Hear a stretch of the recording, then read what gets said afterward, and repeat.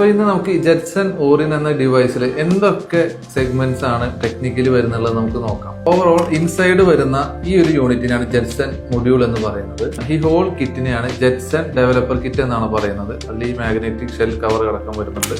So ഈ ഒരു ഡിവൈസിൽ 2 wifi antennas, ഒരു ടൈപ്പ് സി പോർട്ട് വരുന്നുണ്ട്, ഒരു ലാൻഡ് പോർട്ട് വരുന്നുണ്ട്, 4 USB പോർട്ട് വരുന്നുണ്ട്, ഒരു HDMI, then ഒരു പവർ പോർട്ടാണ് വരുന്നത്. ശരിക്കും നിങ്ങൾക്ക് ഈ ഒരു പോർട്ടിലേക്ക് മൗസ്, കീബോർഡ്, മോണിറ്റർ കണക്ട് ചെയ്ത് പവറും കൂടി കൊടുത്തു കഴിഞ്ഞാൽ ശരിക്കും ലിനക്സ് സിസ്റ്റം നിങ്ങൾക്ക് ഇതിൽ ഓപ്പൺ ആയി വരും. എൻവിഡിയയുടെ ഈ ജെറ്റ്സൺ എന്ന ഫാമിലിയിൽ 4 പ്രൊഡക്ട്സ് ആണ് വരുന്നത്. Starting from nano series around 15,000 റുപ്പീസിലാണ് സ്റ്റാർട്ട് ചെയ്യുന്നത്. ഇത് ഓരോ പ്രോസസിംഗ് കപ്പാസിറ്റി അനുസരിച്ചാണ് പല പ്രൊഡക്ട്സ് വരുന്നത്. ഒരു മീഡിയം റേഞ്ച് ആയിട്ട് സേവിയർ എന്ന ഒരു പ്രൊഡക്റ്റ് ഉണ്ട്, ജെറ്റ്സൺ സേവിയർ, ഓൾമോസ്റ്റ് 70,000 റുപ്പീസ് വരുന്നുണ്ട്. പിന്നെ വരുന്നതാണ് ജെറ്റ്സൺ ഓറിൻ, ഇതിനൊരു 1 lakh റുപ്പീസ് വരുന്നുണ്ട്.